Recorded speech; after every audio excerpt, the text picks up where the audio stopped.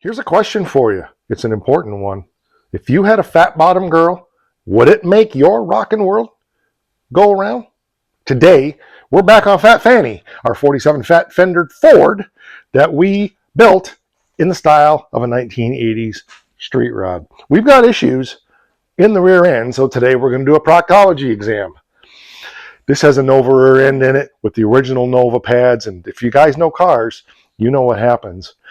I don't know what happened, but it looks to me like the rear end is shifted, so we got to do some investigating because it's got a driveline shaking the shifter that I suspect is coming because the rear end is cockeyed. So let's get into it. I'm Mike, and you are watching My Car Shop.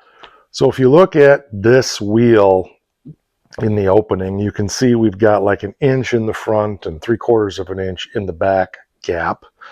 So let's go compare that to the other side.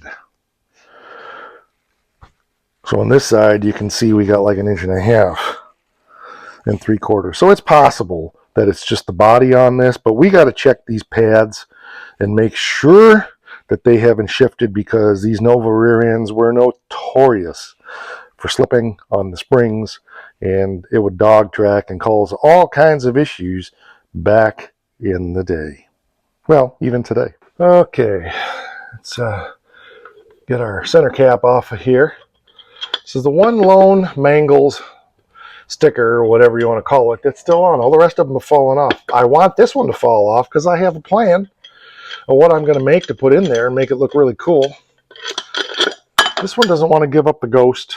I could try to force it out because there is a hole here. But, well, actually, you know what? Yeah, no, the rest of them, there's no hole there. So, yeah, this has got to come off of whatever's in there. Anyway, I've tried, but that's not what you're here for. So let's get the wheel off and see what we're dealing with, McFeelin. Got to take a brief sidestep here. My socket is too fat to fit in there, and I don't want to use a non-impact. So I'm going to turn the outside of this impact socket down just a little bit so it'll fit up in those wheels. So let me bring you over here and see what we got. So I'm just going to turn like the last 3/4 of an inch or so down on this and see what it does. Got to wait for the machine to spin up. There we go. Waiting for the transmission hydraulics to kick in. It's not kicked in yet. There it goes. Okay.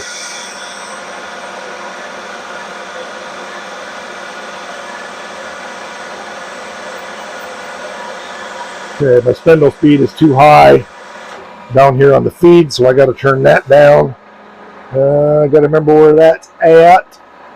I believe it's this one. Give me a second. There we go. Pretty good.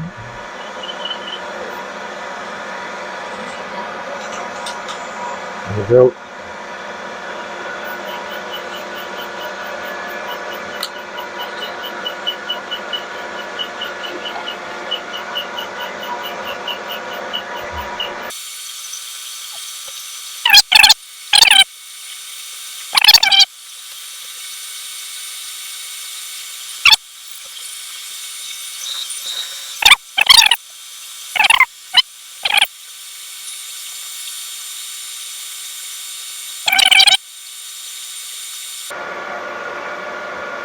Could have done this on my small lathe, but I'm still getting this machine up to speed, so I figured I might as well use it.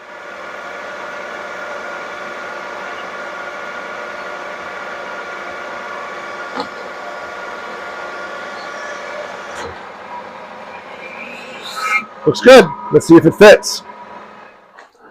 There we go. Fits like a glove. And there's still tons of meat in there. We only took off, I don't know, 1/16 of an inch or so, but it wouldn't fit in there easily. So I didn't want to damage the wheels and I didn't want to damage the lug nuts. Let's give that a shot.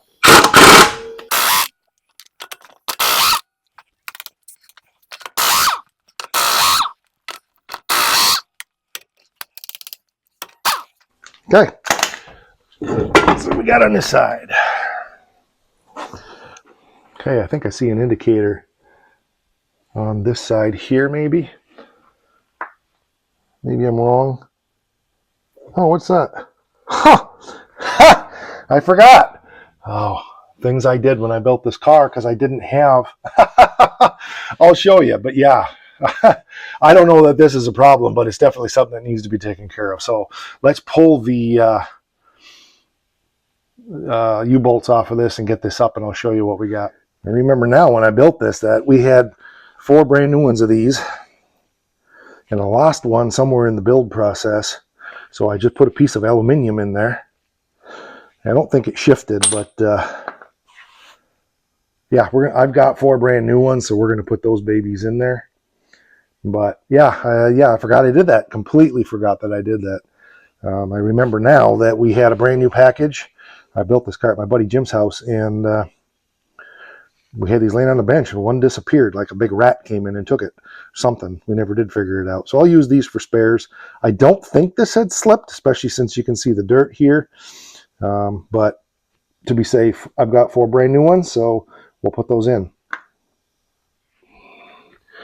There we go. We got them new ones in place now.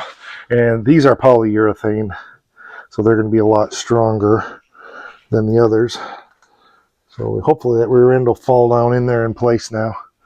We'll set the jack down on it, see what we got. But yeah, hopefully everything's good. Just double checking this side. Oh yeah, I can see the nipple in there.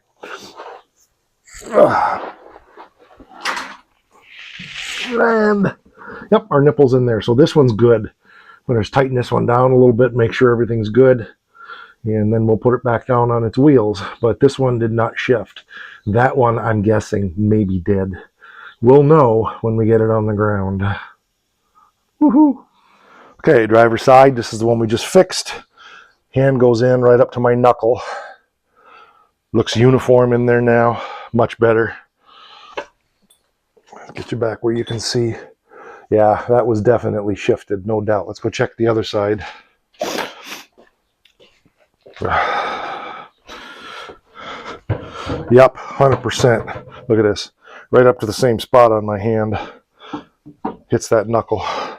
Yep, so what happened was this rear end shifted forward on that side, which I'm puzzled how that would do that, because it should go, I would think that the torque would, no, it would push it that way. Yep, okay. And then so what happened was it got tight on the front over there, and then this one, because the rear end twisted, it kinked this way and made it tighter back here and a little bit wider up there. So I straightened it back out. It looks pretty uniform now. This rear end has always been back just a little bit further in the wheels than I would have preferred, but that's just the way it is with this chassis engineering kit. So let's take it for a drive and see if we still have our driveline shake.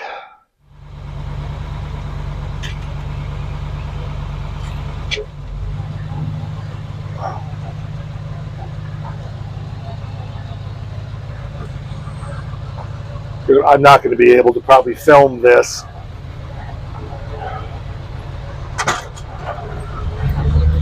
Maybe I will. But I don't know if it's going to do it until we get up to like 50 miles an hour. So, okay, this thing requires a lot of Armstrong to get it out of here.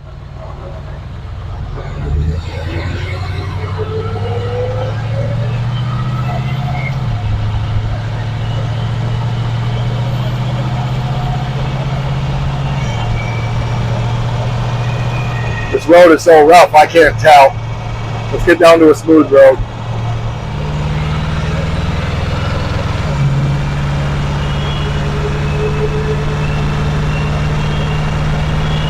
That was it. Shake is gone. The shifter used to just shake like crazy. And it's smooth as can be now. Woohoo! That's awesome.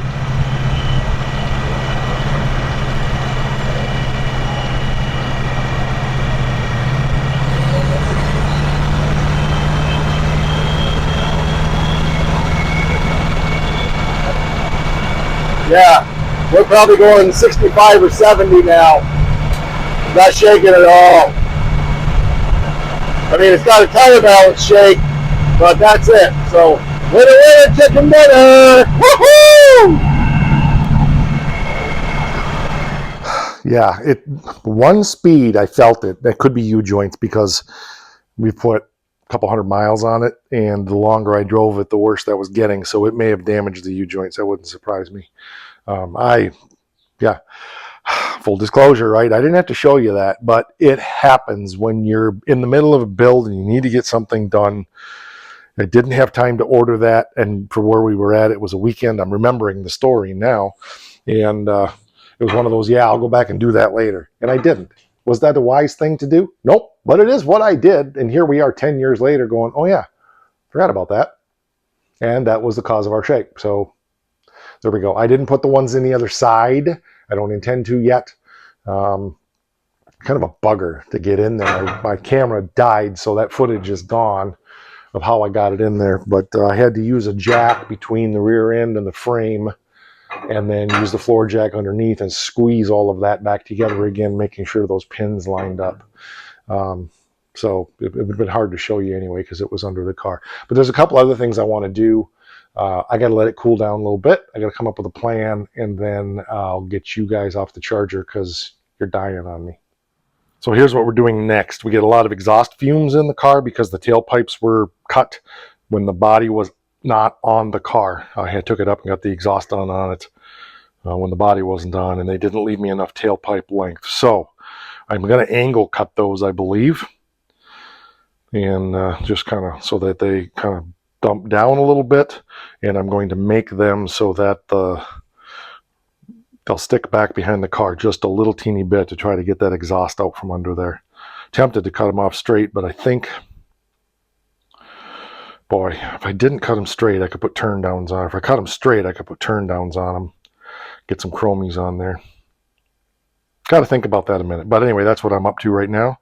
So we're working on that a little bit. And I see they didn't do me any favors. This one pipe is a little bit of an angle more than the other one, but I might have to live with that. It's not anything I want to try to straighten out at this point. Maybe a little long. We're going to go with that. We'll start there. This one does look a little bit longer. Probably the way to do it is let a string hang down and then measure. But let's take another look at that one. But then all I'm going to do is just put a single tack on there just to hold them on there real good. That way I can get them off. I thought about drilling it and screwing it, but yeah, we'll just put a tack weld on there. So anyway, another little project. Woot woot. Yeah, it's an optical illusion. It could be the angle, but when you get up here, you can see that we're perfect. So not sure. Maybe it's just, oh, I see. Yeah, this one's got just that little more of an angle. I actually did stick a pipe in there and straighten that out a little bit. You can see where from this body welting, this one's over like, 3 fingers or so, and this one's over like 4 or 5. So at some point, all I got to do is that pipe a little more, and we should be good. But I'm not going to muck with it right now because this is 4th of July weekend, and I want to be driving it. So, yeah, it'll be all right. Boy, it's going to bug me. Let me see if I can give it a little more of a reef. Yeah, it's better. This one doesn't have quite the down that this one does, but from above now, looks pretty good. Where 3 fingers versus, 2 fingers, so I can live with that for now. All right, let's get the welder out and zip that up there, and we're going to go for another drive and see if we smell less exhaust, because it was bad. It's been bad. Becky doesn't like riding in it because of that. All welded up in just about a 1/4 inch spot. That's all I did. Yeah, they're probably a little long, but right now I want to get that smell out of the car and then we'll deal with it. Some nice chrome turn downs would look nice, but then I would have to keep them clean. That's a hot rod. We'll put spark plugs in it. That's what we'll do. If you know what I mean by that, drop it in the comments. As much time as I got today, another little bite. When I took it for the drive, the exhaust is better. It's still not great because there's huge holes in between the back seat and the trunk that we need to get taken care of, but it's another bite forward. I did feel a little bit of that vibration coming and going. When I have more time, I will switch out the pads on the passenger side, but I don't think that's the issue. I really think it's a U-joint, and it is speed dependent, so maybe that drive shaft has a little whoop to it. I don't know, but it's improvement. I think Becky can tolerate riding in it now. I'll find some way to seal that back seat off until I get finished building that custom back seat that we're doing. So anyway, it's progress. So thanks for being here. I appreciate it. Another little bite, and that's what I want to encourage you with. You don't have to turn things into all-day affairs. You get a couple minutes, you get a little time, you got an hour. Take a bite, take a bite, take a bite. It's amazing what you can accomplish one little bite at a time. Drop your comments down there. Like, share, subscribe. We have channel memberships for as little as $5 a month. You get access to all kinds of behind-the-scenes stuff around here. And one more thing, because I don't want you to forget, it is important.